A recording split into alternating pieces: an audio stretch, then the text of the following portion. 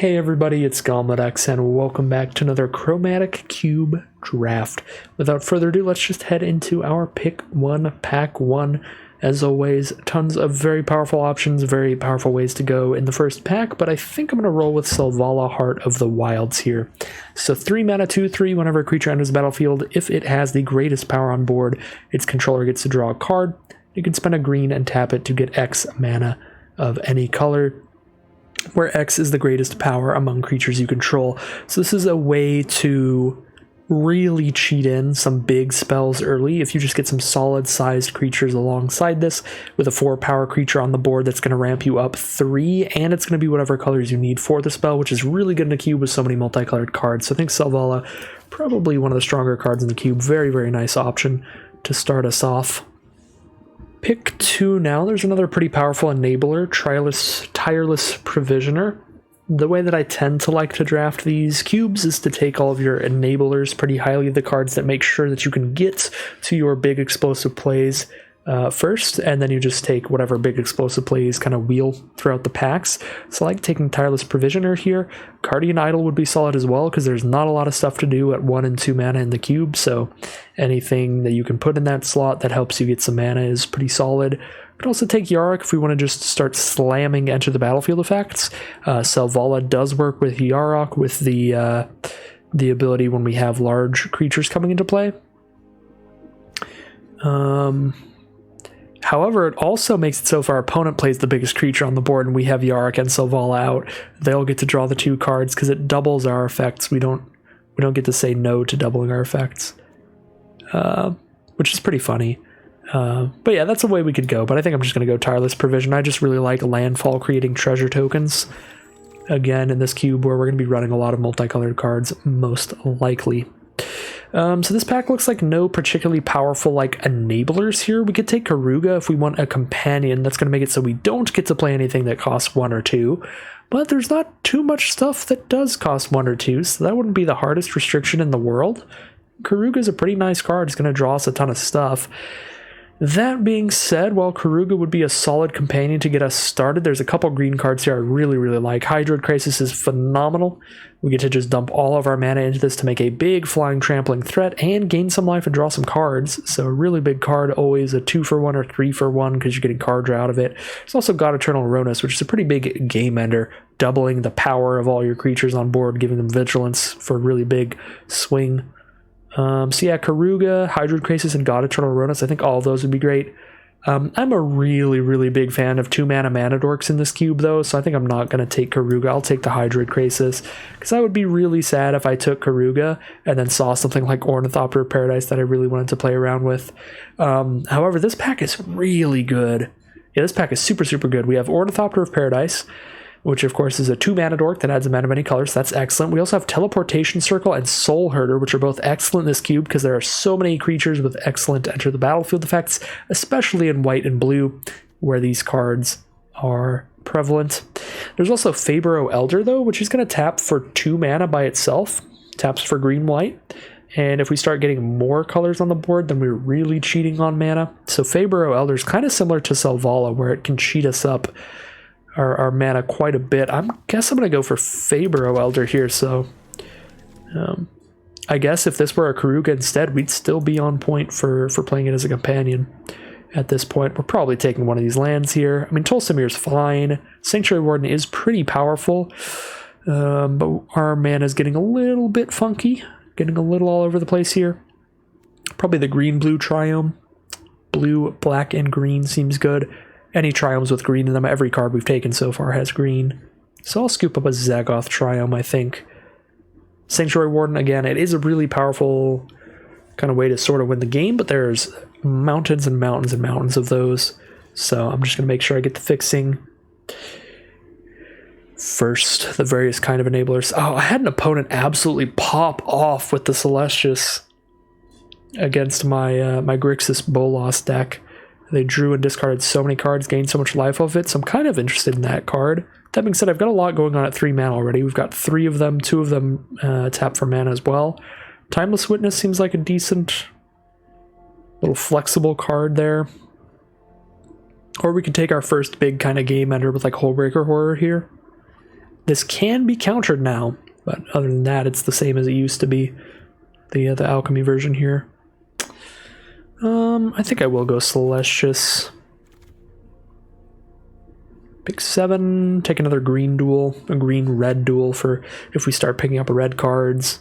There's like Face Breaker. If you can get in for damage, you'll get some treasures.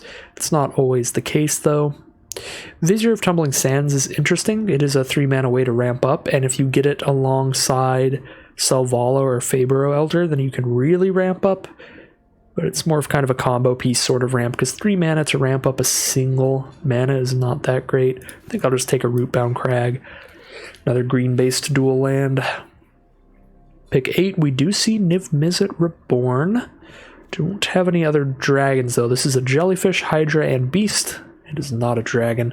Yeah, Niv-Mizzet's going to be really good if we can cheat it out with Selvala and stuff like that.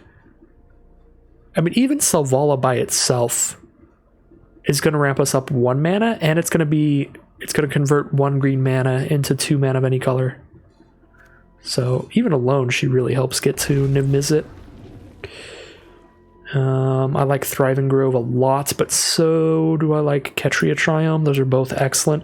Cavalier of Thorns is pretty solid too, especially if you have good things to do with your graveyard. If you don't have any graveyard synergies, this card's fine. 5 mana, 5/6, and you pull a land out of the top 5, put the rest into your graveyard. Then when this dies, you can exile it to put the best card in graveyard back on top of your library, so it's like solid. But at the point that you have 5 mana, you don't need ramp that badly. I don't know, I think I like the Triome a lot here. Triomes are just sweet.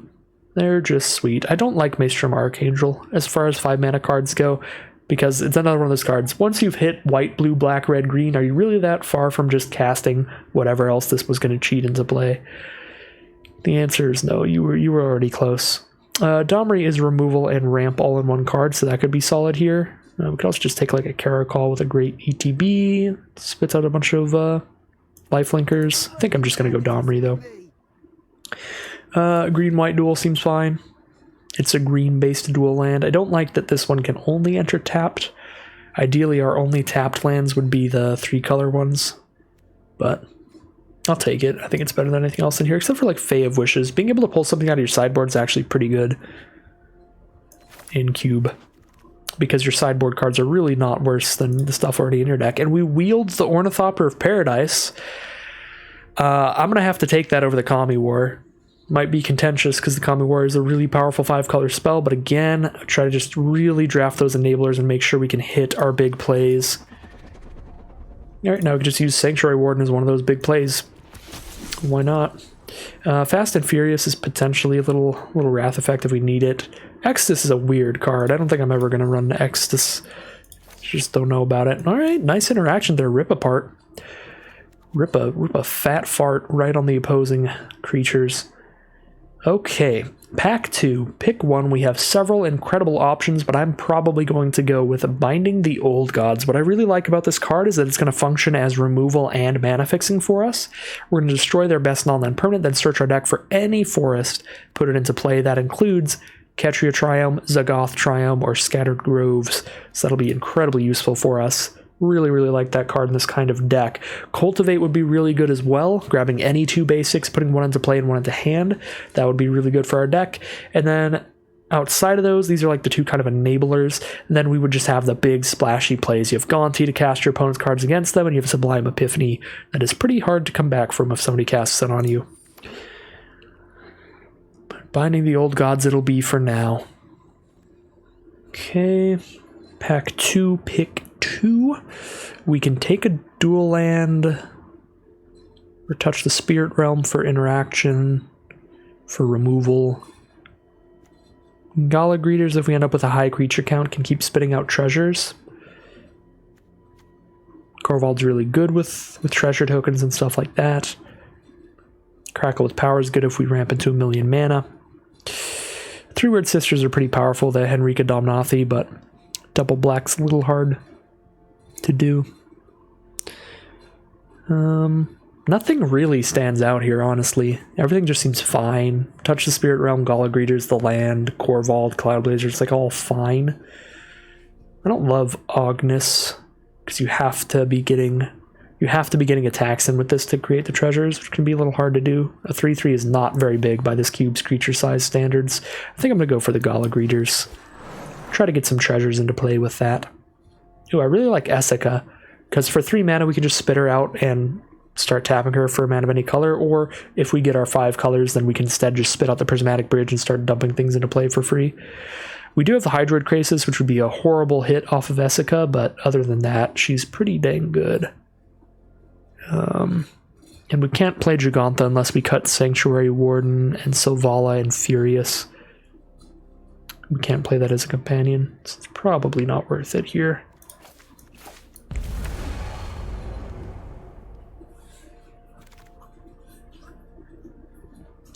Pick 4 now. 2 mana Mana Dork. Taps for mana of any color. Get in the deck. I don't even need to look at the other big plays.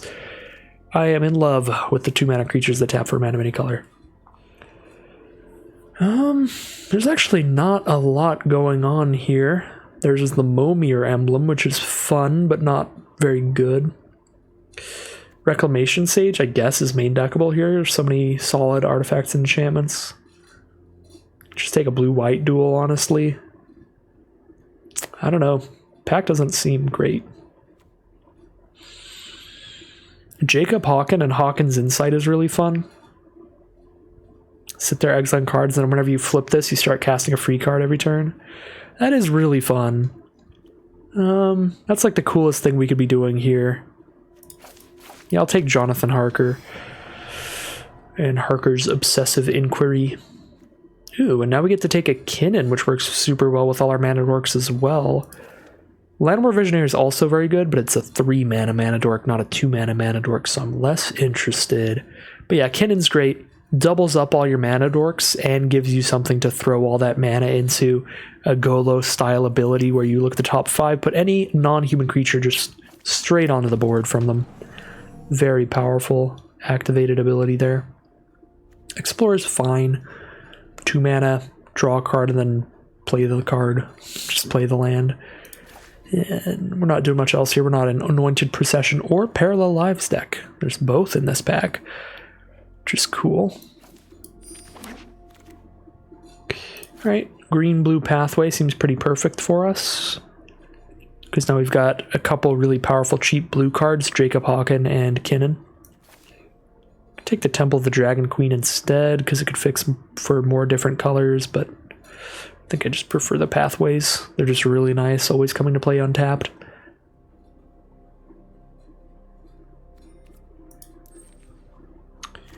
Got a lot of 2 mana stuff. We get to just start jamming in. Just next pack, we just jam every big, powerful game ender. I'm going to take Cold Steel Heart here over Tali. I know I just said I could just start jamming every game-ending card, but Cold Steel Heart, being a Mana Dork when we have Kinnan in the deck, is really nice. Or I guess a Mana Rock, not a Mana Dork. Okay, well, Crackle with Power is a game-ender. 5 mana to deal 5 to 1 target. 8 mana to do 10 to 3 targets. So you get to 8 mana and you basically just win. Or we could just take the pathway. Nah, take the Crackle with Power. Get some ways to close the game out. Don't think we have enough legendaries for Karn's Temporal Sundering. Oh, it doesn't say. It doesn't list legendaries. It's kind of rough. Cabaret Revel seems fun and strong. Probably better than Gigantha. Every time we cast a creature, we seek a cheaper creature and get it into play as well. Explosion's another way to end the game, similar to Crackle with Power, but it's like even more expensive. But if you can get good use out of expansion, then it's a nice flexible card. I'm just going to take the Glacial Fortress, though. I'll take Pool of Vigorous Growth here. I'm going to play Momir. Honestly, Circuit Mender is probably better. I don't think this card is very good. But it's the Momir emblem, and I love playing Momir, so whatever. We'll take a Primal Might. That is your green removal spell right there. And see what we have in Pack 3. We are mainly looking for massive game-ending cards.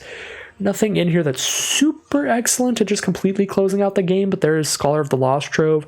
The problem is it's in the same pack as Oracle Moldiah, which is so good.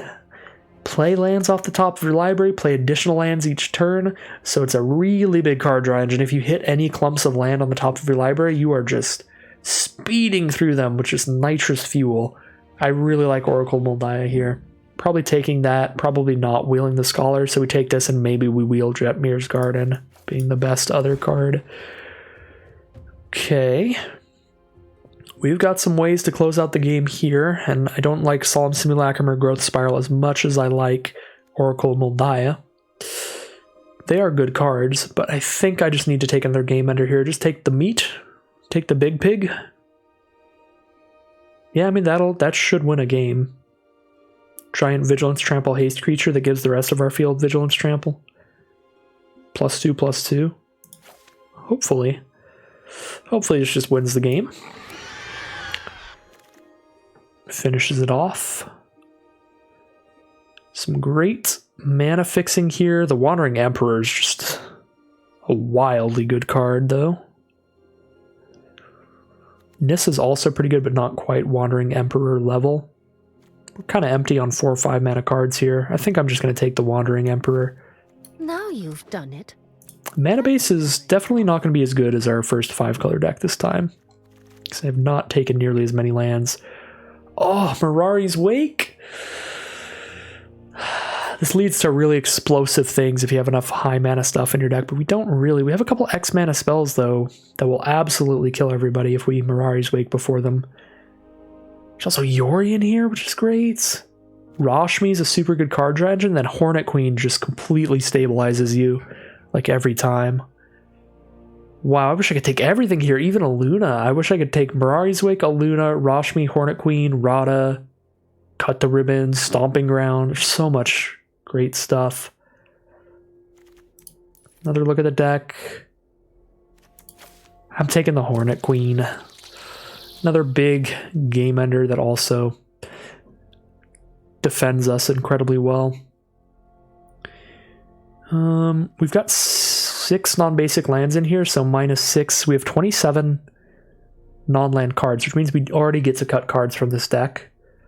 So we don't want to take a non-land card unless it's something we're definitely playing. Great Henge was not super good in my last deck, and we don't have a lot of high-power creatures to help get that out really cheap, so I don't think Great Henge will be super good here either. I think I just take Fabled Passage, honestly, because it 100% goes in the deck. We just slap that in. It's just a land, slap it in the deck. Sure. Whereas the other would be a big maybe. Tiamat's a big closer. Incubation Druid and Springbloom Druid would both be great mana-fixing little cheap enablers, but I think I already kind of said, kind of done taking those. Let's just take a bunch of win conditions now at the point we're at, so let's take Tiamat. Tiamat can search our deck for Niv-Mizzet, which is hilarious. We have a white-black duel, or we have Elysian Caryatid. The ultimatums are really, really bad for 5-color decks like this because every single mana cost required to cast them is a colored source, so we would need to get 3 blue sources and 2 red sources. Really impossible to do when we're running like white and black sources and all that stuff. Forceful Cultivator seems... Oh, what did I want to take? Oh, Caryatid. Or the land. But I was going to say that Forceful Cultivator seems pretty good too. Ooh, Menagerie Curator is like the best 2-mana mana dork in the cube, except that it only plays creatures. But the fact that it's a mana dork plus card draw engine all in one is great. Cura is similar, I guess. Vivian seems really powerful, though. Keep spitting out 3/3s, play stuff from the top of your library. Every creature deserves life, and I will get some more powerful cards in the middle of the deck here. None of these look strong enough for what we're doing. Yeah, we'll just take Sulphur Falls. And now Polukrino seems pretty strong. You get a 6/6. This can start fighting things as a removal spell, and then you can just escape it from your graveyard later. Probably better than Growth Spiral. Because, like, look at our curve. We got a mountain of 2-drops to choose from right now for ramping us up. Take a Rockfall Veil here. What does this do? Could get relatively big, but then it just doesn't really do much on attack triggers. Seems like fine. I don't think that's super exciting for us, though. We wield Rada, Stomping Ground, and a Luna. Luna's like the most fun card out of all of them.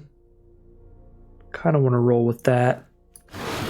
We get to mutate this onto any non-human that we have, and then we exile cards till we hit a non-land permanent.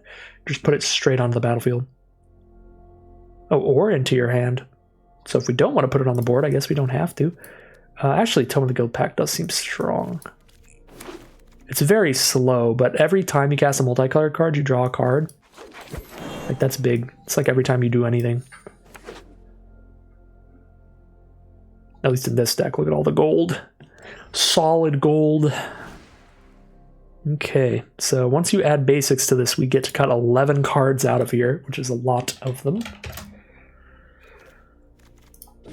20 creatures, that is a mountain.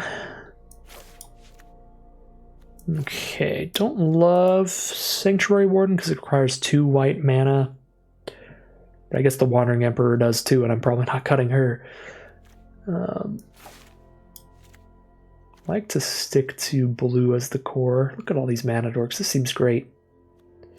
That's 2 creatures cut, and we still have 18 creatures in the freaking deck if we do that, which is a lot.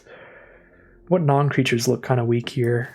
Fast and Furious doesn't seem great. Crackle with Power also. I think we have enough just big creatures to try to end the game that we don't need to just hold off on the big sorcery. Then we can run a bunch of cards like Cabaret Rebels. Rip Apart seems pretty hard to cast. Red and a white. If we want to cast that early in the game. Pool of Vigorous Growth is fun, cheeky, but I need to cut so many cards here. I think I'm just cutting it to make room.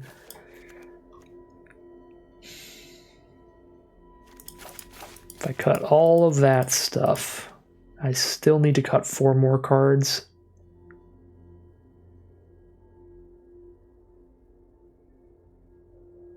We have a lot of mana dorks. We have Ornithopter Paradise, Cold Steel Heart, Paradise Druid, Elysian Caryatid, the Celestius, Domri, Fabro Elder and Selvala, and Essica. That's like 8 mana dorks. I don't think we need to play 18 lands. Usually I would, but with this amount of cheap creatures that make mana, they can kind of make up for that. Even Tome of the Guild Pact is sort of a mana dork. 4 cards to cut. 4 random monocolored cards. Wandering Emperor is like one of the most individually powerful cards in this deck, but I might cut it for being a random monocolored thing. Gala Greeters, maybe. It's just less consistent than the creatures that always tap for mana. That's like you have to play more creatures to get the mana out of it.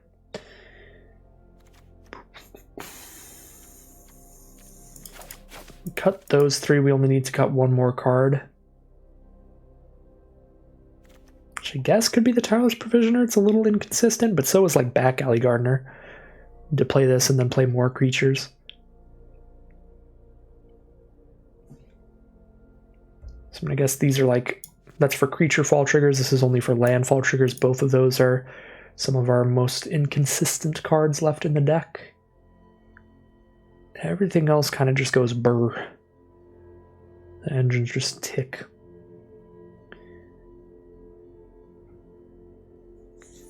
I mean, I guess because we're going all in on this Tome of the Guild Pact kind of stuff, just cut the Provisioner. That feels wrong, though. But we have so much other fixing. Essica, Selvala, Fabro Elder, Ornithopter Paradise, Paradise Druid, Elysian Caryatid, Cold Steel Heart. Maybe we cut the Cold Steel Heart because we have so many Mana Dork creatures we don't need the Mana Dork Rock. But, I mean, let's be honest, we need the Mana Rock. We always need mana.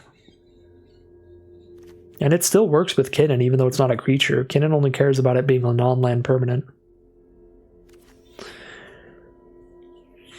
It is a colorless card, though.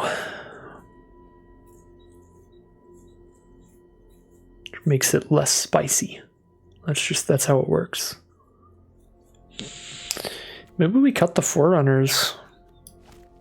I don't know, it seems like our biggest kind of just immediately win the game card. Because Hornet Queen's like you stabilize and then you start chipping away. Tiamat is like, it's a big 7/7, but if they blow it up, then you just cast your Niv Mizzet afterwards. Niv Mizzet is, you don't win the turn you cast Niv Mizzet, but you cast Niv Mizzet and then you draw like 1 to 6 cards. If you're really lucky. In this deck, we're on average probably drawing 1, because we have 1, 2, 3, 4, 5, 6 cards we could hit off of it. Looking at 10 cards deep, probably draw like 2 on average, 1 or 2. So Niv is definitely still good in this deck. It's not like an immediate win. Luna's also not an immediate win. Yeah, Andre's Foreigners, I don't think we cut that. It seems like our only card that just immediately wins. Are only like a really big, like win condition with a capital W. Big W. Messica doubles as the prismatic bridge, which is cool. Don't think we're cutting that. I'm going to keep the multicolored card in for Tome of the Guild Pact, I guess, and then cut these two. Just hope the mountain of other mana dorks we have is enough that we don't need the treasure tokens from Landfall going on. Wait, I cut too many cards. How did that happen? 17 lands. I get to put one card back in. Between, what, Cold Steel Heart and Tireless Provisioner there? I guess it could be one of anything here we can put back in. I could put Wandering Emperor back in. Wandering Emperor is the strongest card in our sideboard, but Tireless Provisioner is a really nice enabler. Yeah, whatever. We'll put the Wandering Emperor back in. She's pretty nuts. Okay, now we get to sort by color and figure out how our mana base works. This is the long part of these 5 colored decks. Just going to put the enemy colored cards up at the start because they're much harder to fit in the middle of your basics.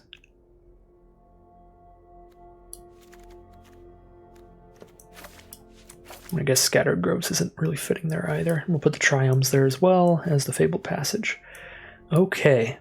Look at our colors. It's going to be a lot of green, not much of everything else. Yep, 19 green. We're just green and X. So 19 green, like 5 of everything else. If I had one less red card and one more black card, it would be exactly even on everything else. So we'll just treat it as basically even. So 19 green, we want a lot of green and a bit of everything else. We currently have 1, 2, 3, 4, 5, 6, 7 green sources. That's pretty good. I mean, I could use like 1 or 2 more. Look at red now. We have 1, 2, 3, 4, 5, 6 if you count Fabled Passage. Did I count Fabled Passage on green? 1, 2, 3, 4, 5, 6, 7, 8. I did not count Fabled Passage. I'll just not count Fabled Passage or anything. So 7 green, 1, 2, 3, 4, 5 red, 1, 2, 3, 3 black, 1, 2, 3, 4, 5, 6 blue. Blue is covered. 1, 2, 3, 4 white. So 4 white, 6 blue, 3 black, and like 5 red. Do we have anything that searches for basics anymore? I know we probably did before. We have Back Alley Gardener, but that doesn't let us choose what we're searching for. We have Binding the Old Gods that specifically searches for forests, not basics. So we actually don't need a basic of every type in this deck because we don't have anything in our deck that specifically searches a basic. Oh no, we have Fabled Passage. So we have to consider that if we cut down to 0 mountains or 0 islands, we can't get them off of Fabled Passage. But even if we can't get an island off of Fabled Passage, having 1, 2, 3, 4, 5, 6 potential blue sources should probably have us covered. Right, 5 blue cards there. Could probably cut the island to get another forest in the deck. And then what about red? Having red covered with 6 red cards. 1, 2, 3, 4, 5 red sources right now. Let's look at the curve. Do we really need blue very early? When we draw Kinnan, we would like it to be very early. Maybe we do need that island back in just so that we can get Kinnan early more often. Oh, yeah, and we have 3 red cards at 3 mana, so I don't really want to cut a mountain here. I think I'm pretty much going to keep it as it is.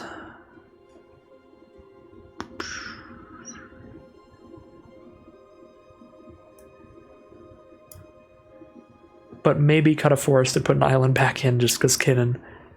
Probably not, though. Probably just let Kinnan happen later.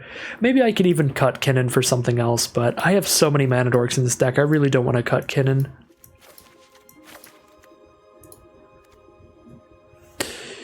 If we did, we would probably swap Kinnan out for Gala Greeters or Tireless Provisioner, just another kind of one of those early game cards that's giving us mana as the game progresses. Yeah, Kinnan's just like cooler than them. They're not cool enough for the Cool Kids Club. So here's a final look at today's deck. It's going to be another 5-color deck. Tons of 2-mana mana dorks. I love that. Curated, Druid, Ornithopter, Paradise. Mana rocks at 3 mana like the Celestius and Domri, as well as Fabro, Elder, and Selvala, both potentially ramping us up quite a bit. And then the big cards to ramp into are going to be Hydrid Krasis with X mana, making a ton of giving us a ton of card draw. Endrace Forerunners to buff all those mana dorks so they get in and finish off the game. Hornet Queen to really stabilize us if we're on the back foot, get a bunch of death-touching blockers and start chipping away in the sky. Tiamat's a big 7/7 that will guarantee draw a Luna out of our deck. Or a big 7/7 that'll guarantee draw Niv Mizzet out of our deck. And then Niv Mizzet is a big 6/6 flyer that draws some random stuff out of our deck, like maybe Cabaretti Revels or Bind of the Old Gods or stuff like that. So that's a pretty big game ender. And Luna's a big game ender because we get to turn one of those early game mana dorks into a 6/6 flying trample and cast a spell from the top of our library for free as well. I guess put a non-land permanent into play for free.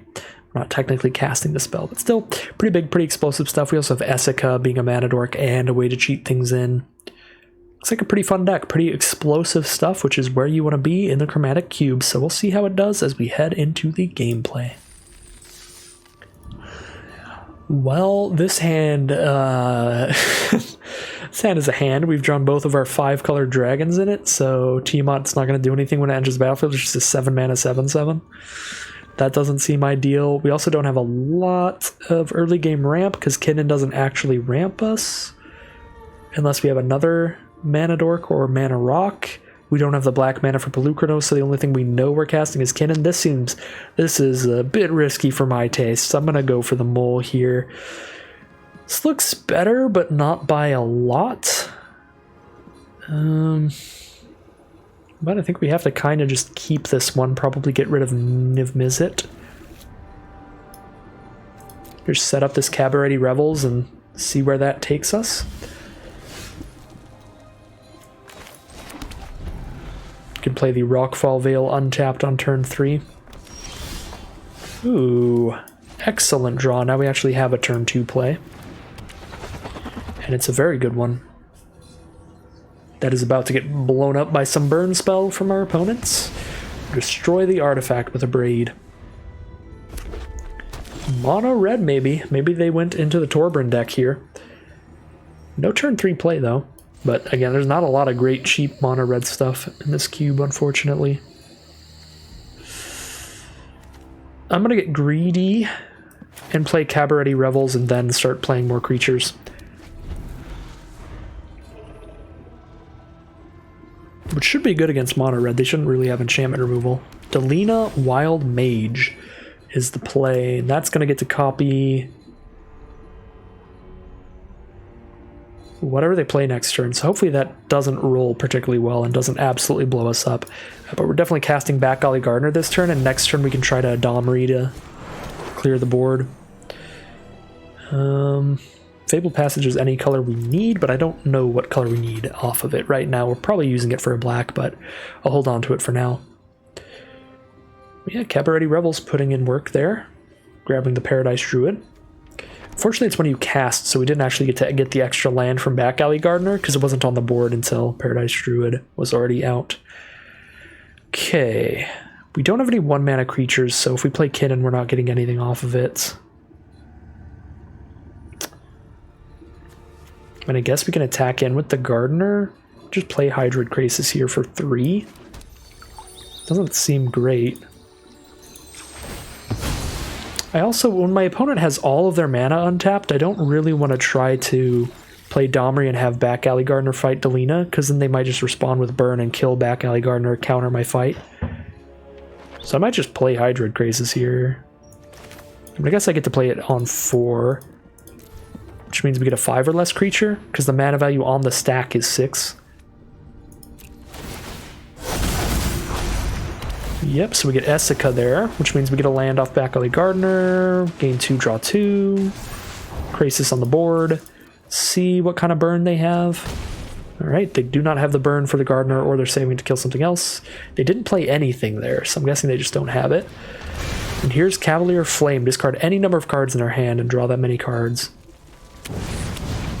Oh my god, they're Rakdos, and they were just stuck on mana this long. That would explain a lot. I was gonna say, they have not been casting a lot of stuff for a mono red deck. We can play Kinnan and just spin the wheel here, which seems fun, so that's what I'm going to do. Just trigger all kinds of nonsense while we're at it. Get a Hornet Queen or a Pelucranos or Fabro Elder or Oracle Moldiah. Probably just a Hornet Queen here.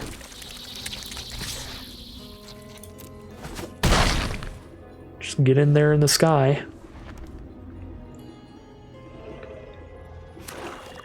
There's one swamp, Sisters of the Undead it is, which is Olivia Crimson Bride. Pick any creature from their graveyard back onto the board, put into the play tapped and attacking. So they probably attack and pick up Noxious Gearhulk. Even though they are attacking into Death Touch, they still get the Noxious Gearhulk trigger to kill our Hydroid Krasis and gain a bunch of life here. Oh no, and Delina as well? I don't think Delina can double up the Sisters of the Undead ability. It's already attacked. Did they get to target the Noxious Gearhulk, or did they have to say the target when they put on the stack? They had to say the target when they put on the stack, so Delina doesn't do anything here. Oh, they're going to Gearhulk Kinnan. They want to play it safe. The Nat 1 from our opponent. Death Touch, Death Touch. This can kill that without dying, and then I guess Death Touch. Seems fine.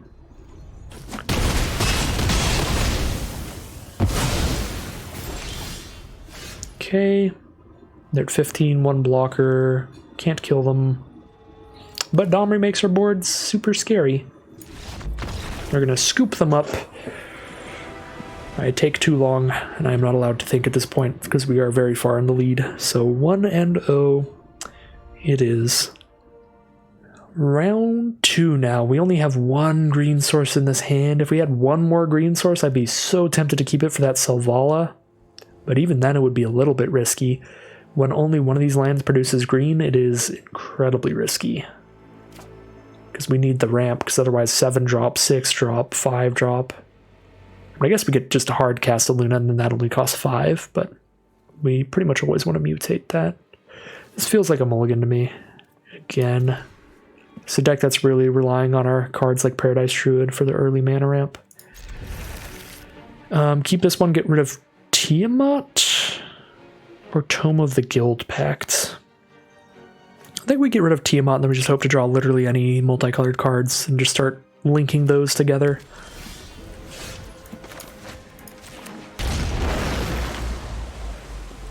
Turn 1 Triome. Our opponent is playing a similar deck, Triome into a mountain that's 4 colors already, plus Ornithopter of Paradise for the 5th if they need it. Go Paradise Druid first. We can Kinnan next turn and still get the Paradise Druid mana bonus where it'll tap for 2 mana. So we can play Kinnan and Selvala next turn, which is nice. Then we just hope our opponent doesn't play a big creature, because if they do, they will draw a card off of Selvala.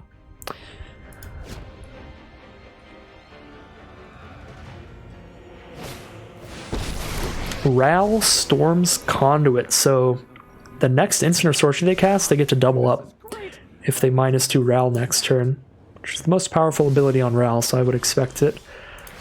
And they scry to the top, so they like what they see, which I do not like when that happens. Alright. They're just going to double rip apart, kill Selvala and Kinnan. That would suck. There's a storm coming your way. Midnight Clock, 2 mana for a Braid or something. Cuts. Double cuts. Seems very good.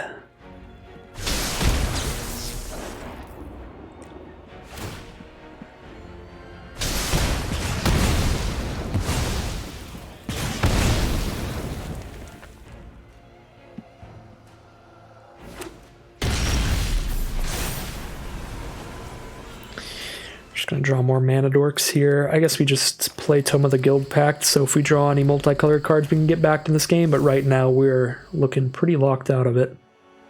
They can double ribbons us for a lot of damage very soon. I guess they need double black for that, and currently they only have one, because they only have Ornithopter Paradise for black mana. Yeah, Ral's just gonna pop off here. Ral is just so high loyalty. We would have a terrible time trying to kill Ral. Stop them from doubling up their powerful instants and sorceries when they get them. Echo Bolas as well. Alright, you got it. Curated actually is very bad here. Ooh, Fabor Elder is good. We can draw a card off that. And we can draw a card off Domri, and Domri's enough colors to make Fabro Elder bigger. And we can draw a card off a Luna. Nothing like a bit of violence now and then. They have 6 mana, they're 1 mana away from flipping to Kobolas, and the Planeswalker half of that card's pretty much unbeatable. So I'm gonna trade this into Nicol Bolas. No more getting pushed around. And then, I mean, now because of Domri, we're hitting for 3, so we are pressuring Ral a little bit. Tome of the Guild Pact put in some work there. We are just linking together these multicolored cards. It's panning out pretty well for us. If Paradise Druid sticks around, that'll be excellent, because that gives us a hexproof card. Hexproof while it's untapped, so we would just know that Iluna resolves. However, they just decided to duplicate something when Ral's at only 3 loyalty, which means probably something big, and Paradise Druid is gone, and it certainly is. Multiple choice is pretty incredible with Ral. They get 2 4/4s, they scry 2 and draw 2. We have to bounce 2 creatures. Just Ral's game over here.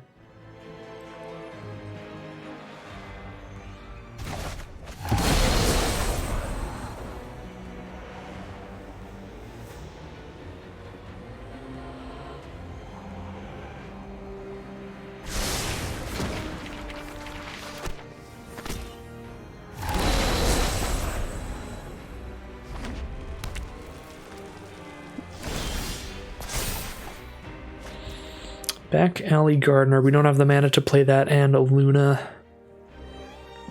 But we're more likely to play something else afterwards if I play this first, if we draw into another cheaper card. Worst case scenario, we play Paradise Druid, which gives us a hexproof creature to mutate Iluna onto later, and Iluna doesn't have haste anyway, but if we mutate it, then she will.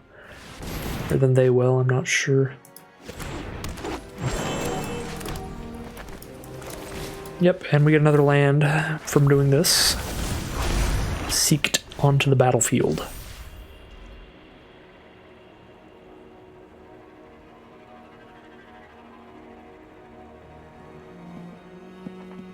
So don't get to double something this turn since Ral's only at 1, so they're going to scry 1.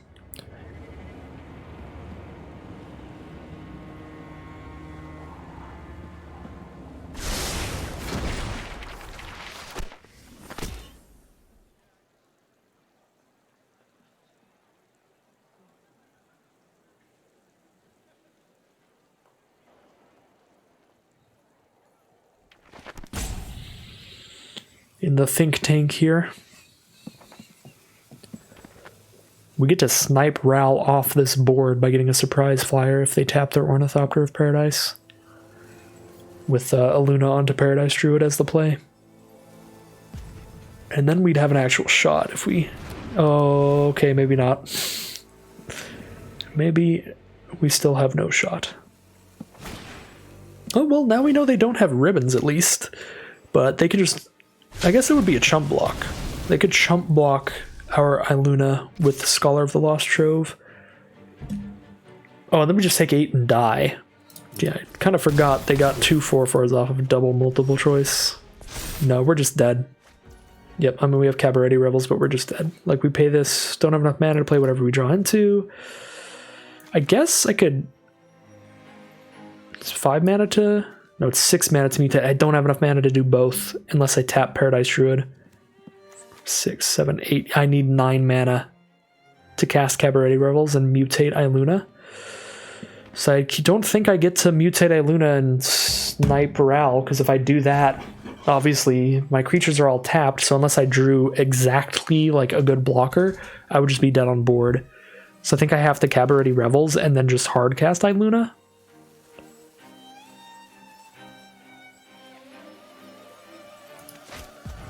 I could mutate Iluna onto Paradise Druid and then just not attack. But again, if I want to cast Cabaret Revels first and then mutate, then Paradise Druid's going to be tapped anyway. I think I go Cabaret Revels and just hardcast Iluna. Unless, oh, if we do that first and we hit a land, now I can afford to mutate Iluna, which counts as casting this, right? If you cast the spell for the mutate cost, yes. So we can still mutate here now, and we see what we get off of Cabaret Revels. Essica. Oh, and it's going to be legendary, and Essica, because it's legendary, Essica gives it Vigilance. And we hit Hornet Queen off of Iluna's effect, so now it's Vigilance, so it gets to attack Ral, still hold up blockers, and it will never be tapped, so it will always be hexproof. And we have a mountain of Hornets now. Hornet Queen, literally the perfect hit off of Iluna. Just give us a mountain of blockers here while we're down to 8.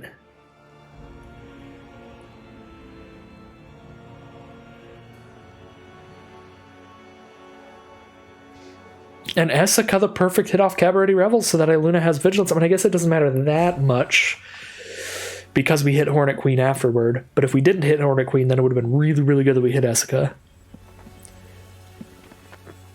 Essica does make sure Iluna will maintain the hexproof, though, which is pretty important. What a turn there. Your opponent is still deciding whether or not they want to chump block with Scholar to keep Ral on the board, which would be a 2 loyalty Ral, because we trample over for 1. So it would be just big enough that if they have a really powerful instant or sorcery here, this is going to be a very hard decision for them.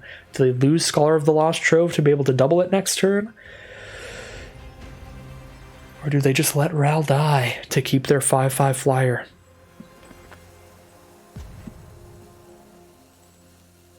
They have to decide what is more valuable, and they've decided it's more valuable to be able to double up that instant or sorcery next turn.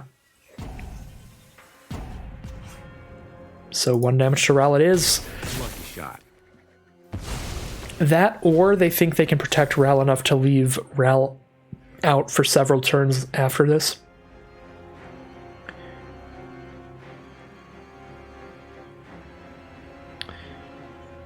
Which seems unlikely looking at our board state of all these Hornets. I feel like it's more likely they just have an instant or sorcery they're immediately going to copy this turn. Cast Saheeli first, so they get 1/1s when they cast it. And then, yep, they're going to sacrifice Ral to copy their powerful instant or sorcery, and it is something for 4 mana or less. Must be something really good. If it costs 4 or less and it was still worth keeping Ral around. Oh, is it double Electrolyze to get rid of 4 Hornets here? Yeah, that is very, very good. Because they're going to draw 2 cards, get rid of 4 Hornets, and get a damage from Ral. Or no, Ral's gone now, so they don't get a damage from Ral, but it's still really good. I mean, it's borderline good enough, which is probably what made it such a difficult decision for them whether or not they keep the 5/5 flyer or not. It's like, yeah, that's pretty dang good, but also it's not like an I win or anything. It's an end the game. All right. Heads to our turn. Pelucranos is the draw. We can get some card draw off this thing. We can fight some things off the board. Get another creature from Cabaret Revels. All right, Ornithopter of Paradise of our own goes onto the board. We draw a card from Pelucranos. And we need to get a black source to use its effect, so I'll just pop this Fabled Passage here. Oh, we don't have a swamp in our deck. That's a little awkward. Well, we can use its effect off of Tome of the Guild Pact, so we'll probably do that to clear the sky here. So Iluna can just snipe Saheeli out of here.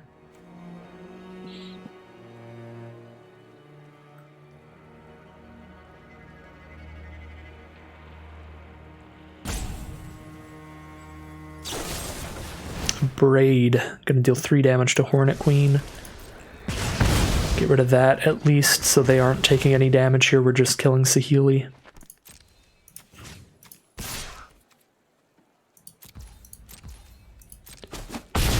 Now, would I rather drop Oracle of Moldiah right now or just hold up the mana to use Pelucranos again? I'm just going to hold up the mana for Pelucranos, because the other thing is that this plays around a Wrath effect if they try to cast Farewell or something to exile everything on the board. Then we still have something. It's not much, but it's enough to rebuild a little bit. Tezzeret's Gambit, draw 2. Proliferate onto the Midnight Clock. Once that activates, they shuffle their hand engraved to their library and draw a fresh 7. It only needs 1 more counter to do that, which means it'll happen next turn. Which is pretty explosive. There's Search for Azcanta.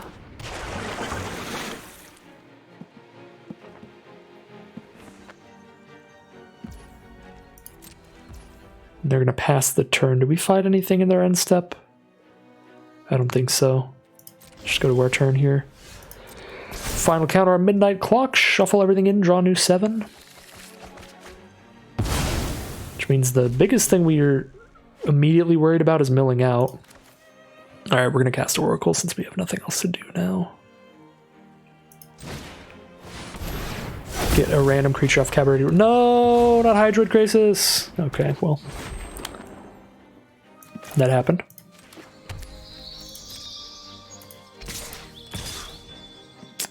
Got more than enough cards to escape Pelucranos.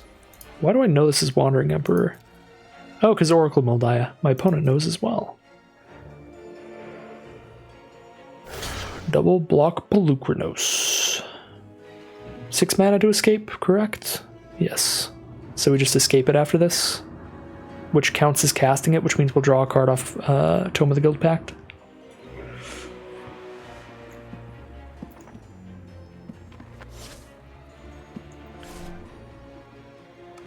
They have changed their mind, they see the synergy there, and they do not want to let me recast it. I actually probably do want to make it fight some stuff just so it gets in the grave and we can cast it later.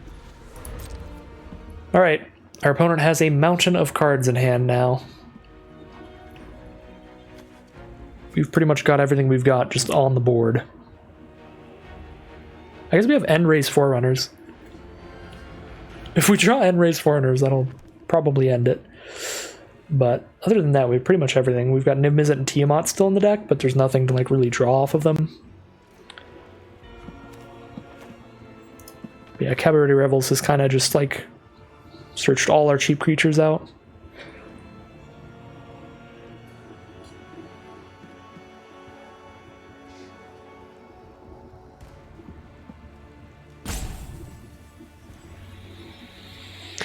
Little Vigilant 6/6 hexproof trample flying. Putting in work. Hopefully it sticks around here.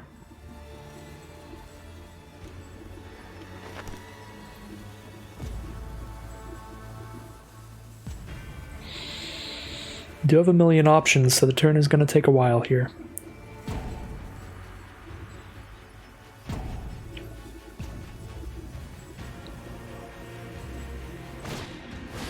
Key to the Archive is the play, digging for something out of the spellbook, which is a very good spellbook. There's Approach the Second Sun, Day of Judgment, Time Warp, Counterspell, Demonic Tutor. Like all of these cards are very strong. Gives you a ton of good options.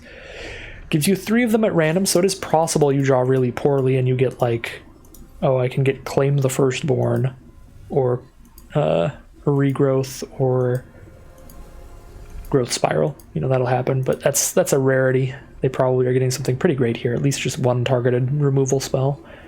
It's like the worst they could hit.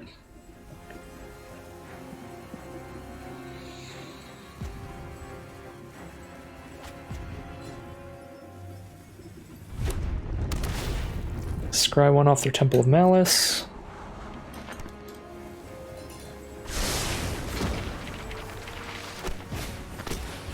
Play an Ornithopter of Paradise. I mean, well, we want to get that out of the sky, that's a certainty. Pelucranos won't be in our graveyard anymore, but that's okay.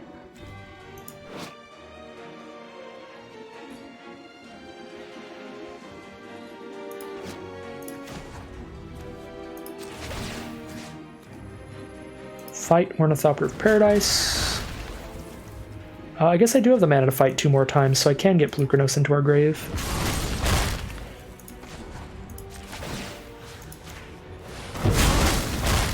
Cool. So that we can cast that and draw a card. Don't spend any white mana. We have a double white card in hand, Arena. What are you doing?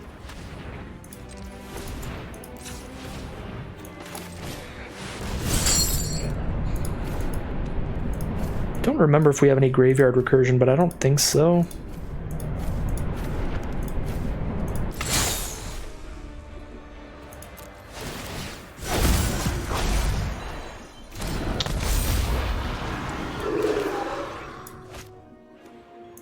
I don't want to draw any extra cards. I'm getting a little scared of milling. Let's speed up the clock and fight this 4/4. And then we still have Wandering Emperor mana off of our mana dorks, because all of our legendaries are mana dorks. So we can cast the Wandering Emperor without tapping Iluna. So we tap Essica, Ornithopter of Paradise, and our 2 lands.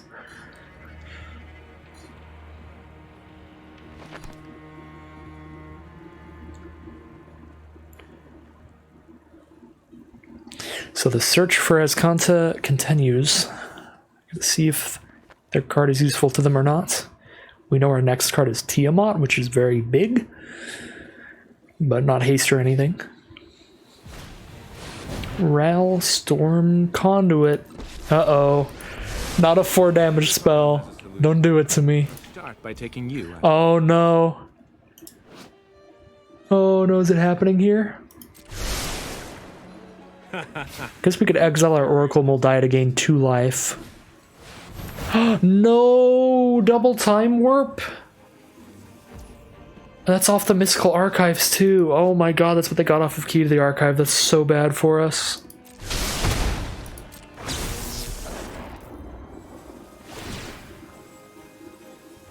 Oh, we're probably just gonna die to them casting spells with Ral's triggers. This doesn't do anything to Planeswalkers. Alright. I think Double Time Warp just does it here. They have 2 turns to find a Lightning Bolt, and Lightning Bolt just immediately kills us. And if they just cast enough other spells, they don't even need to play a burn spell. They just play a couple card draw spells, double one of them up. It's like 3 damage right there. Oh boy.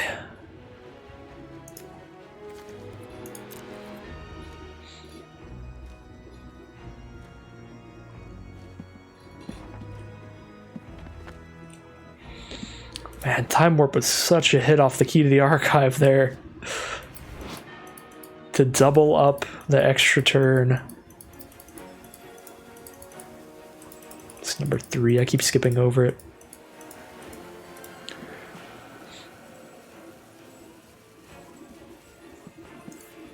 Well, opponent's in the think tank, so I feel like they don't have immediate lethal. Okay, well, Niv Mizzet is basically they just kill us.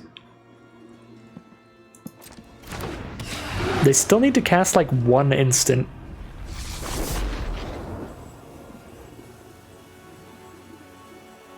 I guess we can have Polukranos fight that, but then we can't play the Wandering Emperor anymore.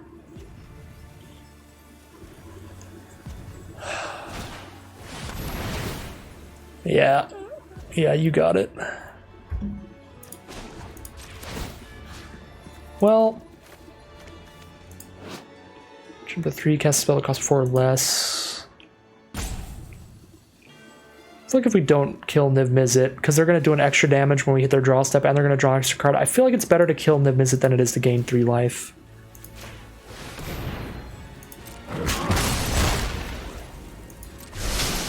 But we're probably dead. I mean, I guess we did, by killing Niv Mizzet, we killed it before they drew the card, so... They didn't get their 1 point of Niv Mizzet damage there. So it's definitely better to kill Niv Mizzet than it is to gain 2.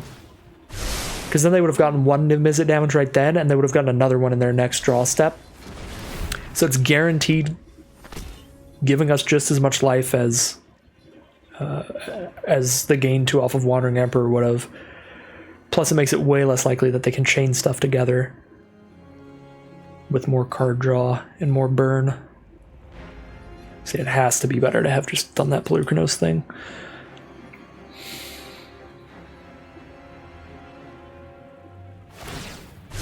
No. This experiment has No, double up whatever it is. What is it? Deafening Clarion for 6 to each creature, put us to 3, and that kills hexproof creatures. Yeah, that will do it. They're alive now. We don't have any haste to get rid of Ral, which means all they need to do is cast one more instant or sorcery this turn, and then draw a single other instant or sorcery spell, and they win the game. Oh, really now? What a showboat. Are you kidding me? They could have just crackled us. They could have like double crackled. They're like, no, I gotta show off the double Deafening Clarion. The BM. 1-1, I believe. A very long, very hard-fought match. 1-1 it is. I can time warp off of the Mystical Archives. Dang. Here we are in round 3 of this Chromatic Cube draft with a turn 3 Feybarrow Elder. That can do some sweet stuff. Definitely keep that here. I've got the mana for that, so that's good enough for me. Get the ball rolling if they don't blow it up. They're on a red deck, though, so they're probably going to blow it up.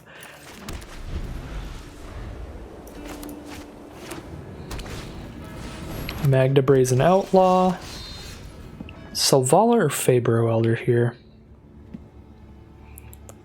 What is it worse for us if they blow up? I think it's worse for us if they blow up the Feybarrow Elder.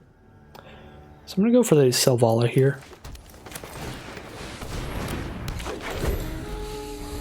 Opponent got the freebie 8-card hand with Lutri the Spell Chaser, the number 1 card in this cube. It just automatically fits in the command zone. And as expected, they do just immediately blow up whatever we play. Probably go for Oracle here now. Hope for another land on top. Come on, everyone, cross your fingers. All of us together at once now. Ah, Paradise Druid on top. And they're going to blow up Oracle of Moldiah because they probably have every piece of interaction in the cube.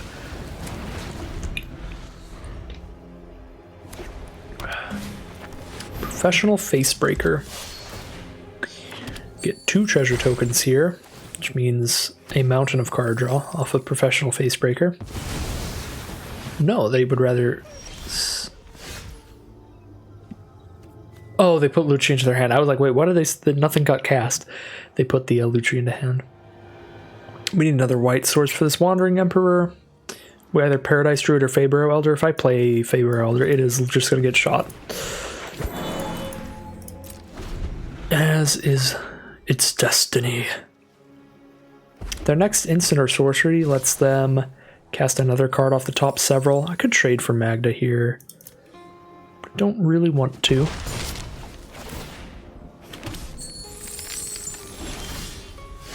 Well, they're just going to hold up a bunch of instants because they can double up their spells with Lutri and kill whatever we play.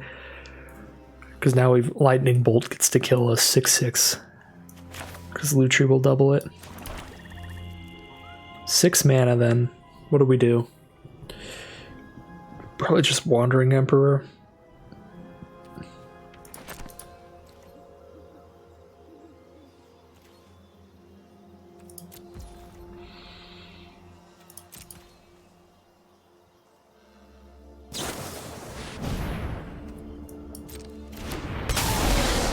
Just cast a 3/2, don't double anything up here. We're at 12 life against this Boros deck. We'll gain 2 life off of the Wandering Emperor, but I think I actually have to trade Paradise Druid off and then cast Hydroid Krasis next turn.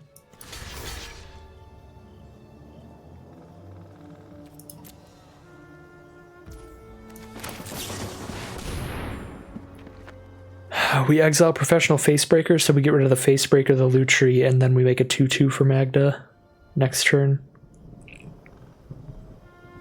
I think we have to just sack the Wandering Emperor to get enough stuff on board to maybe not die so quickly. This is the best aggro deck I've run up against in this cube. I'm not over. And it's mainly just because I drew all the cheap interaction against our mana dorks. It's really made this hand stumble quite a bit. They give their board indestructible. So Facebreaker's still gone, but Lutri will remain now. We take 3 instead. And how long can they cast those? Wait, what the heck? Oh, it's from the electrostatic thing. They can cast one of them this turn. That's how it works. And they cast Captain Eberhart. And of course they have removal for Wandering Emperor, so we don't get a knight. Time then. Sorry, what? Spells cast from among cards your opponents drew this turn cost 1 more to cast. Okay. Just alchemy stuff, I guess. We're probably dead. This was a rough one. Have a relatively slow start and then run up against the best aggro deck I've ran up against so far. Had to do it to us.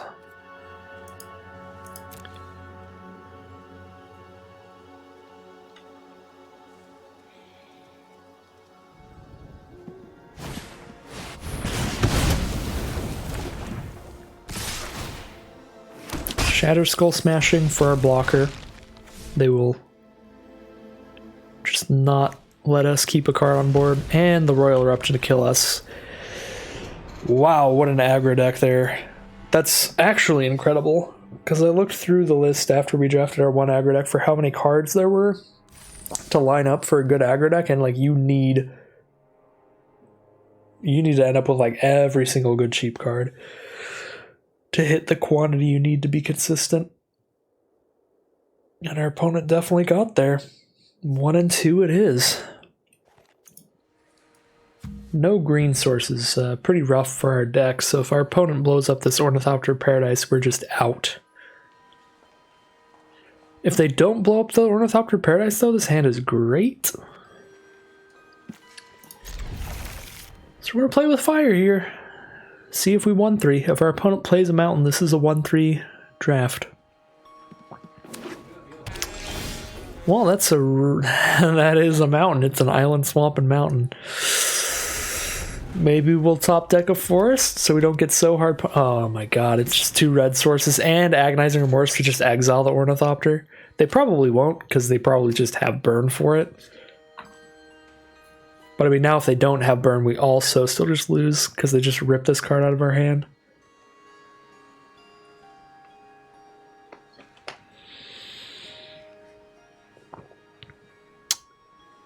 Unfortunate. Yeah. Okay, that was an excellent draw. There's a green source. We're on our way. We're on our way. Turn 3 Cabaret Revels into turn 4 Oracle Moldaya, plus get a random mana dork. Thanks to Cabaret Revels' effect. Oh wow, we are still in it. Really, really great land draw there. Cannot emphasize that enough. And now we get to cast Prismatic Bridge next turn too, which is nuts.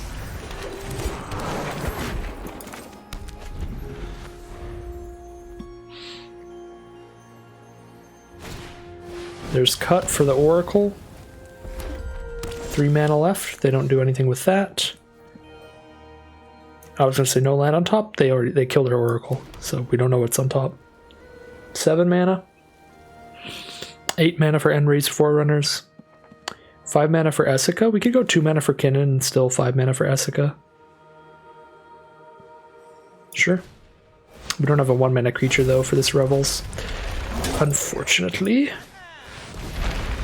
Here's the Prismatic Bridge, and because I played Kinnan first, I get to float a blue mana that will immediately evaporate.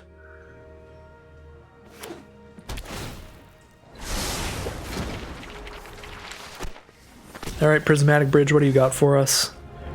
The Wandering Emperor, you hit planeswalkers? The Emperor of Kamigawa. It does hit planeswalkers, okay. Protect my people. That's pretty cool.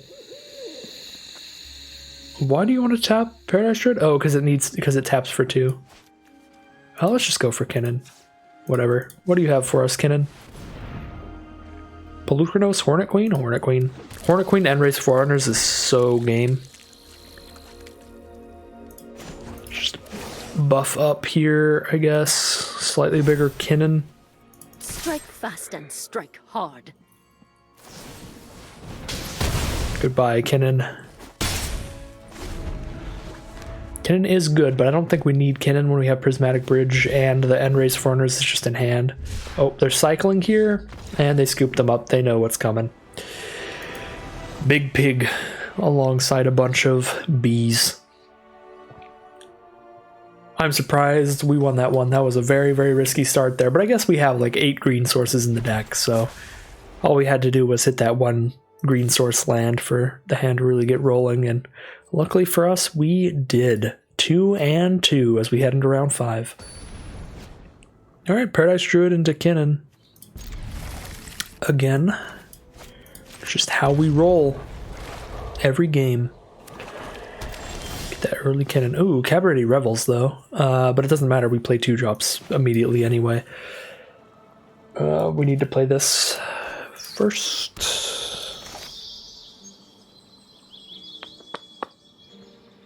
I guess we'll only need to play that for Kinnan, but we'll need to play it next turn anyway. I guess we could put it on Rockfall Wheel. But yeah, we need triple green for Forerunners, so it's probably okay that we committed our pathway to being a green source this early. I doubt we get punished for that. Multiple 2-drops. Again, 2-drops don't do anything with Cabaret de Revels, so it's okay that we just run all this stuff out here. And then we'll just have like a million mana next turn. Probably killing our Kinnan, it looks like, with their double black removal. I like their name. Their name is very fitting for their double black start. Bone Diddly.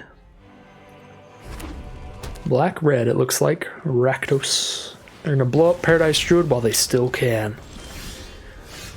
Well, it's tapped. I guess we're Wandering Emperor for night tokens.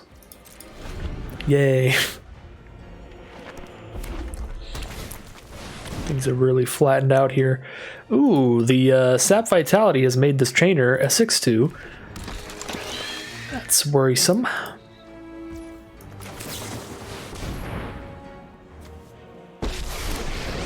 They can cast creatures from their grave.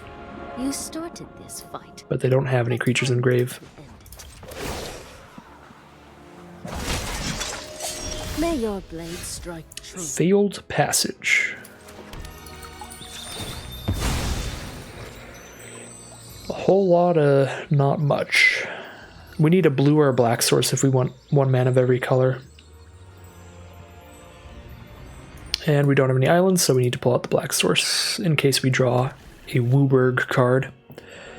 Do we make this a 3/3 or do we make another Samurai? I think we make another Samurai. We definitely cast Cabaret Revels here, because there's nothing else to do with our mana. But I think we make another Samurai. Guards, Boop. to me. We have booped the opponent. They're down to 18. There's their 5th mana and Lolth Spider Queen. It's a Planeswalker showdown. Envy the strong, for they a gift. Lolth is pretty nuts, though. It's less flexible than the Wandering Emperor, but when it comes to just raw individual power, -3 for 2/2/1 spiders is pretty massive on that front. And the spiders have reach, so they even get to block our Ornithopter of Paradise. But Lolth is at 1 loyalty, which means if we buff Ornithopter of Paradise and then attack Lolth with all 3 of these, they have to let Lolth die or lose their whole board. Because they go trade, trade, block. So we get to kill Lolth this way. The Vigilance is what makes this play so possible. If it weren't for the Vigilance, we'd be putting Wandering Emperor at massive risk by doing this. But yeah, in order to keep Lolth on board, they're going to let everything die. Which I guess the problem with that is because of Lolth's static ability, that's going to put Lolth up a ton. They get the spiders just right back. God dang it, I forgot about Lolth's ability. Remember, any creature, not even non-token creatures. That makes Lolth just like impossible to attack into. Which means I shouldn't have attacked into Lolth. Ooh, Pelucranos. And we've got the mana to fight. Fight Henrika Domnathi. Plus we get a Cabaret Revels trigger, which is excellent. Get a Selvala, that'll be 1,000,000 mana next turn. And we'll draw a card from Pelucranos hitting the board. What a swing there, that was excellent. So let's fight Domnathi. Get your loyalty. They need 8 loyalty to go nuts. I don't even know what that means. I'll have to read that ultimate again later. So it confused me. Are we attacking? We only have 2 mana up here, so we're not doing anything with the mana. I guess we could buff Ornithopter of Paradise and attack Lolth. Trade it into 2 spiders. That seems bad. Yeah, we're just gonna put a counter on something. But I don't know what. Get a counter back on Pelucranos, I guess? No, probably just put it on Ornithopter. I have got new moves to teach you. Oh, Ornithopter's first strike, so we definitely attack, actually. I forgot Wandering Emperor gives first strike. So we kill the 2 spiders and they get to keep Lolth. Which is fine. Because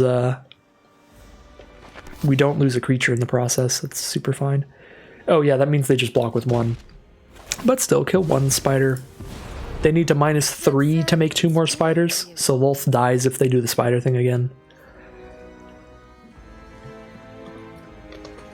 I don't know, this card is weird. I don't know how to play around it. I don't know if I'm supposed to just be trying to never let anything die. I have to double block to kill that?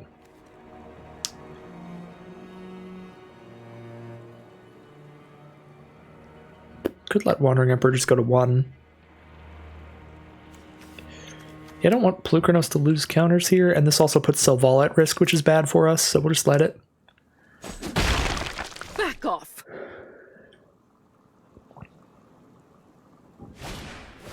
Meat Hook Massacre, well that explains that. Pelucranos stands alone. My power is for annihilation. I will cull the weak. Don't have the mana for the Endrace Foreigners. We're actually 1 mana away from that. So as soon as we hit 1 more land, that is the play. We can double fight here, I guess.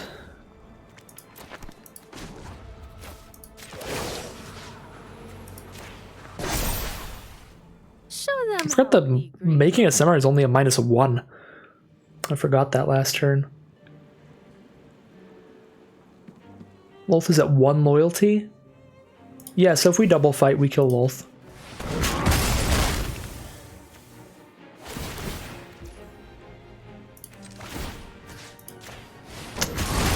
Do lose some life, though. No, we don't kill Lolth, because Pelucranos goes down to a 2... Oh my god. Well, we do get to kill the 2 spiders. So you wish to be We praised. killed the 2 spiders while leaving Lolth at 1 loyalty. It means it'll be really hard for them to get spiders out of her again. Lolth has done so much. I'm just running right into her. Noxious Gear Hulk on Pelucranos. Sad. But Pelucranos can come back from the grave. Yeah, we can escape it, and that counts as casting for Cabaret Revels. So that is a slam dunk play here.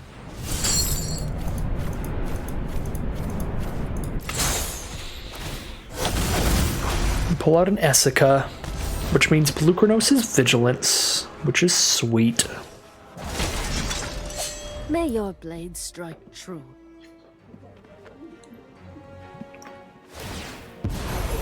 Alright, if we get Enrace Forerunners next turn, that's going to be explosive on this board. Getting a 14/14 Pelucranos with Trample is the stone cold nuts. No! Well, we're going to have to wait quite some time before we cast Pelucranos again. If I hit a mana, I'm still probably just going to jam out the Forerunners, even though it's far from lethal. It's going to hit another pretty big creature off Cabaret Rebels, anything that costs 7 or less. So if we're lucky, something big. What's the cheapest creature left in our deck? We could hit Hydroid Krasis. That's a problem. Gotten pretty lucky that we haven't hit it yet, though. Probably just let Wandering Emperor die at this point.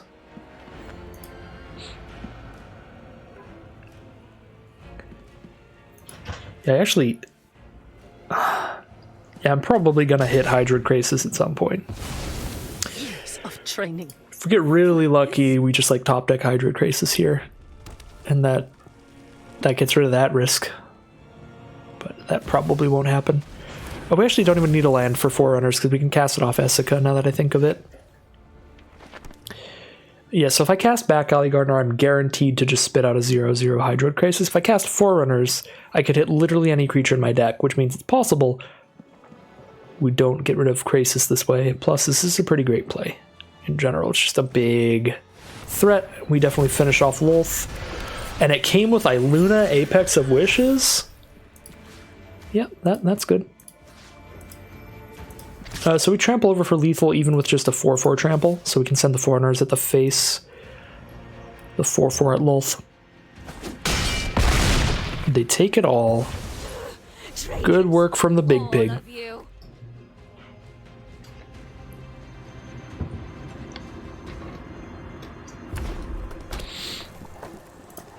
I enjoy the dying voice line. Traitors, all of you. Makes it sound like she's yelling at the creatures on the board like, why are you not blocking? I like that line a lot. Opponent only has 2 cards in hand, so I'm feeling pretty confident here. They've got 2 cards in hand against our big old board. They're trying to -X and poop on us here. Maybe they can give a creature death touch till end of turn and then I lose both my giant creatures by double blocking this way. But this is the best on-board block. We'll see what happens in hand to change this around. Even if they completely clear the board, we've still got some solid plays to set things back up. And eventually Polukranos can come back as a 12/12 again. Alright, let's see what it is in hand here. Another Wrath effect would be my guess. No, it's a cut to finish off something. 1 more card in hand. It's not going to do anything here. I would love the Celestius, because that could start gaining us life later potentially. I'm going to play Oracle of Moldiah first. Let's see what we hit off Cabaret Rebels. Fingers crossed, no Hydroid Krasis. No Hydroid Krasis. Let's go. And 2 lands off the top. Let's go. If I play back Alley Gardener, I'm getting rid of Hydroid Krasis from my deck, so I'm going to be greedy and just not do that. Okay. We need 3 mana to flip from day to night, so we can do that. 1, 2, 3 with these 3 cards. Draw a card and discard a card here. Just get the Sulfur Falls out of the way. Swarm Saboteur. 2/2 Death Touch. Solid blocker, but their only card left is Ribbons now. And they're just going to Ribbons us. Alright, they pass the turn. Can we get rid of the Saboteur? We don't have lethal on board, we're one off. If we can get rid of Saboteur, we get there. So I guess we draw a card and see, maybe we find a way to get rid of it. Actually, no, because I know what I'm drawing, it's Tiamat. Well, I guess we can just cast a Tiamat. Ah, there's the Hydroid Krasis. Got it off of our 7-drop.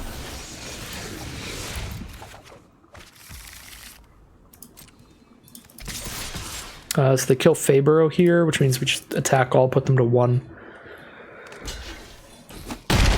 Put them to 2. Actually 3, because they're going to gain a life from Meat Hook Massacre. Alright, top deck. The top deck does not save them. That is going to be 2 and 1. Some very long games, so I'm not certain how many we played. I think that's 2 and 1. 2 and 2. 3 and 2. My brain is actually mush. These games are relatively standard in length. Alright, well, average win rate, whatever happens from this point on, pretty happy with that. Just had a bad matchup against an aggro deck, and pretty lucky pull from the Mystical Archives from the blue-red spells deck. So I think I'll take these losses. I'm pretty happy with how the deck's performed in every match, even the ones we've lost. It's done some okay things. So, yeah, pretty happy with this draft, however things progress from now. Here we are in round 6, turn 2 Ornithopter Paradise, turn 3 Selvala, Hydroid Krasis as our big way to refuel our hand, our big late game play. Love the hand. I'm very excited about it. If our opponent Agonizing Remorses us and gets rid of Hydroid Krasis, we could have some problems. Because we really want to refuel. But now, we've drawn into Pelucranos. That's incredible with Selvala. That will add a ton of mana, as well as definitely draw a card. Might be a little greedy to just slam out Selvala when I could just play Pelucranos instead, especially against a Boros deck with a young Pyromancer out. Like, the odds of them just throwing an Abrade at something here are astronomically high. So I think I'm probably supposed to just play Pelucranos instead, but then they're also a white deck, 2 white sources. They could Banishing Light and just exile it. I'll go Selvala here. Even if they blow up Selvala, it's not like we can't just cast Pelucranos one turn later and have it still be a very big threat all by its lonesome. So we're just hoping for no removal. Alright, no removal. It's going to pan out well for us. We can even play the Prismatic Bridge here, but I'd rather drop Pelucranos. We can actually do both. We can actually do both because Selvala will add 6 mana. Okay, so we play Pelucranos off of our lands. Uh-oh, maybe they do have removal for Selvala. They were just waiting to see if we were going to draw a card off of her. If they have, I was going to say, if they have removal for Selvala, it's going to happen right now. Because if they don't, we pop off. Add the green to use Selvala's ability. Add every color except 2 green, because why not? Do I Prismatic Bridge, or do I just actually... Oh, it's too late to try to mutate. I need a double blue to try to do that. I could go for Hydroid Krasis, though. I think I go for Prismatic Bridge. They're in red-white, so they can definitely have removal for this. They can definitely exile that. But if they exile that, they're not exiling Pelucranos. We've got plenty of other threats if they spend their turn getting rid of the Prismatic Bridge. Then we just still have Pelucranos, and we play a really, really big Hydroid Krasis instead. Because we can tap all of our lands and our Selvala into it, which is huge. Pelucranos is just phenomenal with Selvala. That was an excellent start. Excellent draw. So they have 5 mana up because they cycled their Magma Opus. They need to get something very quick here to turn things around. Double Vision's the play. That is not something very quick. That's something moderately slow. Prismatic Bridge hits Kinnan, which is pretty good. I'm tempted to just go for Iluna here instead now, instead of Hydroid Krasis, because we can put Pelucranos into the sky and get another card for free, which is probably more fun. Well, it is more fun to me. Oops. Whoa, come on now. What is going on here? Submit. What is this? What is going on over here? I'm not trying to use any... Oh, what am I getting off of Kinnan? Oh, that's what that is. I got so confused. Okay. Here, mutate Pelucranos. Pelucranos is a 12/12 in the sky now. Pick up a Celestius. Sure. Use Kinnan's ability as well. Yeah, opponent's over it. Opponent's over it. That means if Selvala doesn't get killed, Selvala's about to be tapping for 13, because 12 plus the 1 Kinnan mana. That was insane. Selvala into Pelucranos is absolutely nuts. I'm happy we got to do that at least once. That was nuts. 4 and 2 it is, as we head into round 7. Okay, here we are now. This is a risky hand. We need any land, but if we hit any land, we have Faber, Elder, and Celestius, and then we start doing some spicy stuff. We're on the play here. I was probably supposed to mulligan this, but we're against a slow deck. They have Karuga as their companion, so we know they're not doing anything until turn 3. So if we stumble on one land draw here, we should be fine. We have 2 draw steps until we miss. Because if we don't hit it the first time, that's fine. If we do hit it the second time... If we don't hit it the second time, that's where we get hurt. We did get it the first time. We got a swamp immediately, which means we get to drop... double black mana here. A little worried about removal for Fabro Elder, but it does add more mana than the Celestius does. So I'm going to go for Fabro Elder here. Bit greedy, bit risky, but it'll let us drop the Tome of the Guild Pact this turn, so that every time we're casting anything, we're just drawing cards. Seems like a great start to me. Yep, they're just going to set up some mana here, play their own Leyline Prowler. Do we get a blue source here, maybe? We'll have 6 mana, 5 for Tome. If I play Domri, Fabro taps for 3. Actually, I can't play Domri, I don't have a red source. So I guess it doesn't matter. So we go... We just play Tome of the Guild Pact. And we're going to have to tap Fabro Elder for it either way. Yeah. Alright. Yeah, just do that.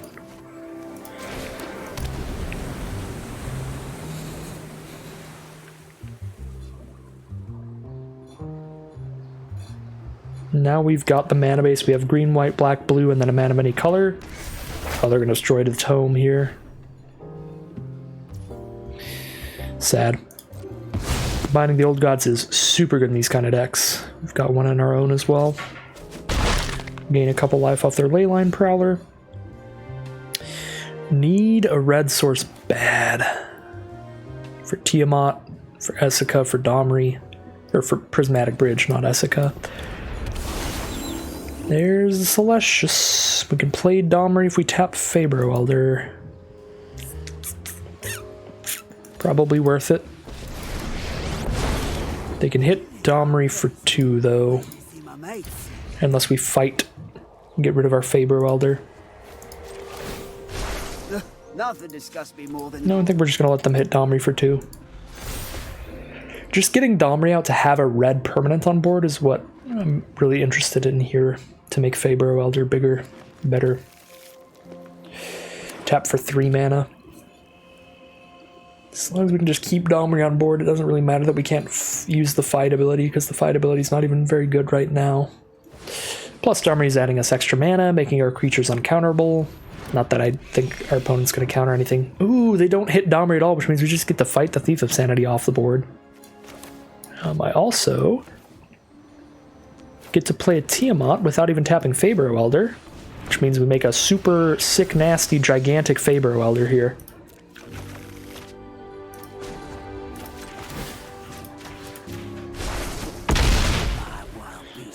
Does it have Vigilance? It does have Vigilance. I should have realized that sooner. We could have been hitting them, for sure.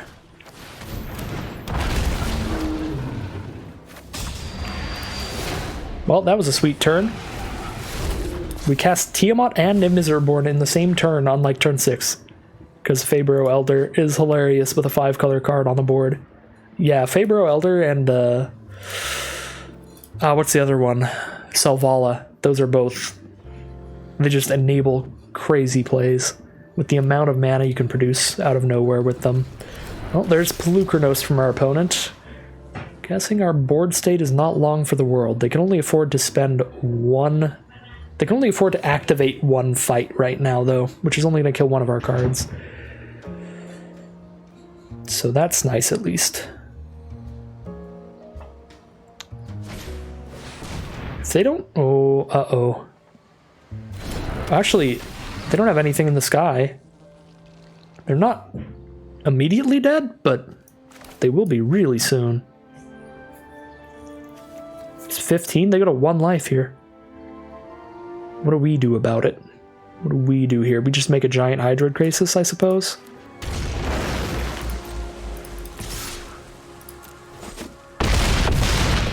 Yeah, probably just draw as many cards as we can. Have at it, boy. I mean, just tap everything. Count it all up.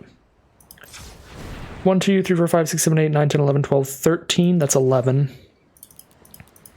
That goes into the X. We draw 5 and gain 5. Cool.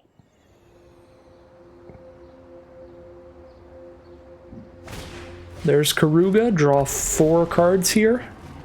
Also pretty big. Oh, 3 cards. Karuga does not draw a card from itself. It only counts your other non-land permanents.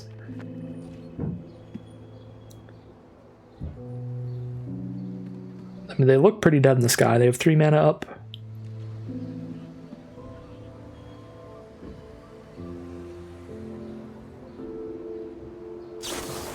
They do have Vraska's Contempt, but now they're tapped out. And the other 2 gigantic Dragonflyers will close the game out. Absolutely disgusting stuff from Faber Welder that game.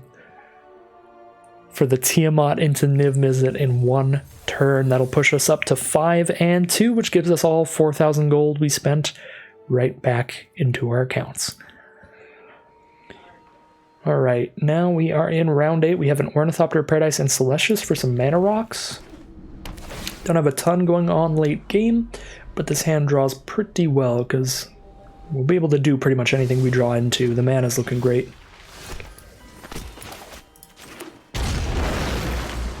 Play a Triome first here. Incubation Druid, turn 2 from our opponents. They're also going to have a pretty great start. We could try for a turn 3 Selvala.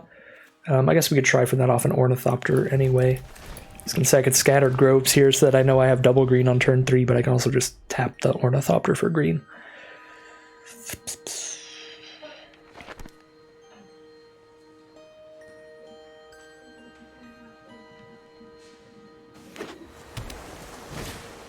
Pelucranos Unchained. That card puts in work.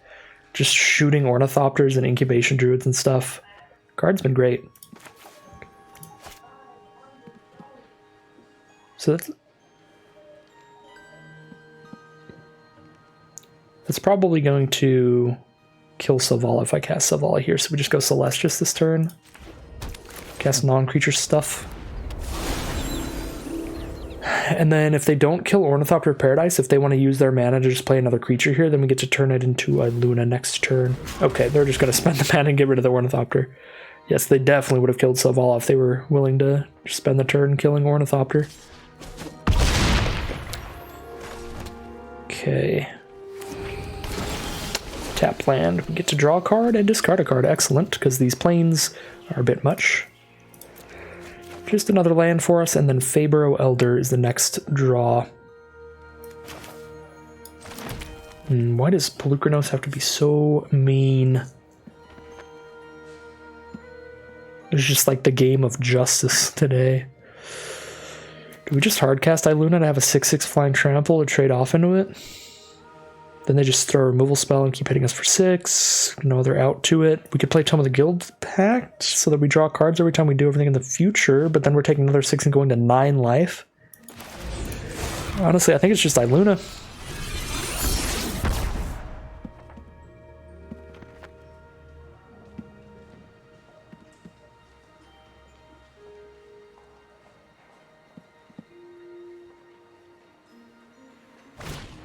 Yep. Yep. Oh, they have the Pelucranos Selvala combo as well. Oh, that is so good. That is so good. This is the justice game. This is where we have to pay for our crimes. 6th mana. 5 on Tome. Leaves 1 up. 1 plus Tome is 2. We don't get to Fabro after the Tome. Oh, I don't even know what I want here.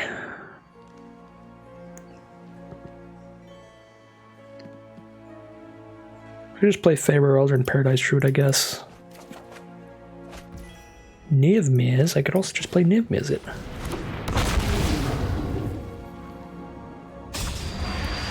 What? I missed. Oh, I missed hard. No 2-color cards in our top 10. Alright, opponent, please don't do something crazy with your 12 mana that you have available. If you could have no more cards to play around with, that'd be great. Alright. 6 green is what they go for with Selvala here. 5 more mana. Okay, Llanowar Visionary is the first play. They're going to draw a card.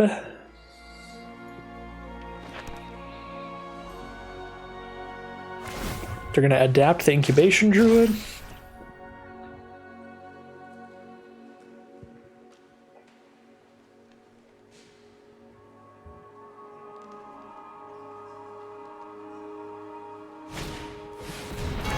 Alright, well, it looks like defying all odds. We're still alive. We have 6 mana.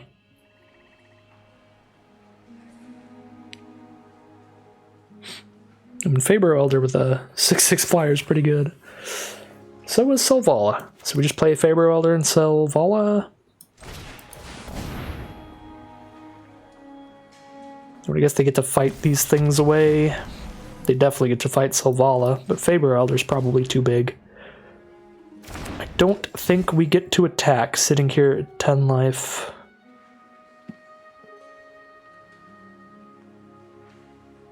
Yeah, because if they fight away the Niv Mizzet Reborn, if they just trade, we have a 2/3 and a 2/2 to block all that stuff. But I guess, I mean, that happens even if we attack. Or even if we don't attack, right? Because they don't have to fight a tapped creature. Oh, I don't know.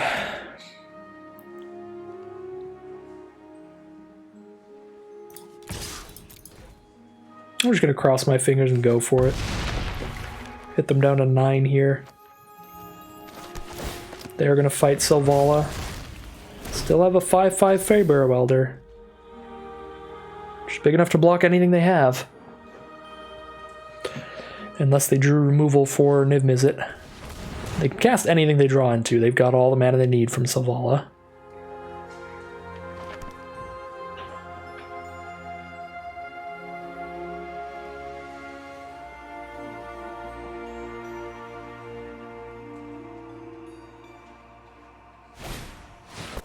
Oh my god. Yep. It's the big X spell to win the game. Give the whole board +10/+10 in haste. Yeah, that's very lethal. Very, very lethal. Well, fair enough. We did some really explosive things, so it's fair we get some explosive stuff done to us there. I'm super happy overall with how this deck performed. I think this deck was pretty sweet. 5/3's probably around the average for it. I think it could have done a 7-win run. We also could have done worse. Could have done a 3/3, 5/3 right in the middle there. I'll absolutely take it. This was a super fun deck. Tome of the Guild Pact was really slow. It did really pop off in like one of our games, but the whole reason I wanted to draft it and try it out is because I think I was reading the article about how they designed this cube. Like the designer of the cube made an article. And one of the things that they mentioned was like, ooh, and the Tome of the Guild Pact may surprise you. It didn't. It wasn't that good. It was fine, but still really, really slow like it looks like. That was probably the biggest underperformer in the deck.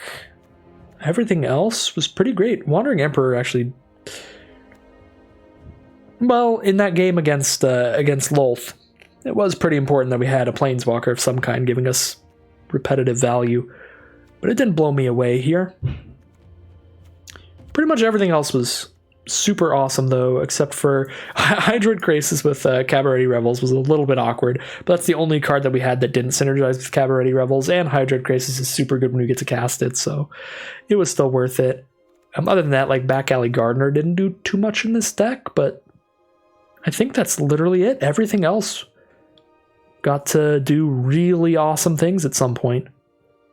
Yeah, Oracle was awesome, Luna was awesome, Niv Mizzet did things, Tiamat, Enrace of Wonders, Hornet Queen, Pelucranos, Selvala Pelucranos was sick, Faber Elder did nasty things, Prismatic Bridge put in work, all of our mana dorks helped out, Kinnan flipped one time. That was a great draft. We got to play around with literally everything except like Vivian, I think. And it all did a great job. yeah, super fun time there. But that is going to end the draft for today. If you enjoyed this video and you would like to see more, make sure to like, comment, and subscribe for the YouTube algorithm to send you some more of these videos. And as always, thank you very much for watching, and I will see you again soon for some more Magic Arena.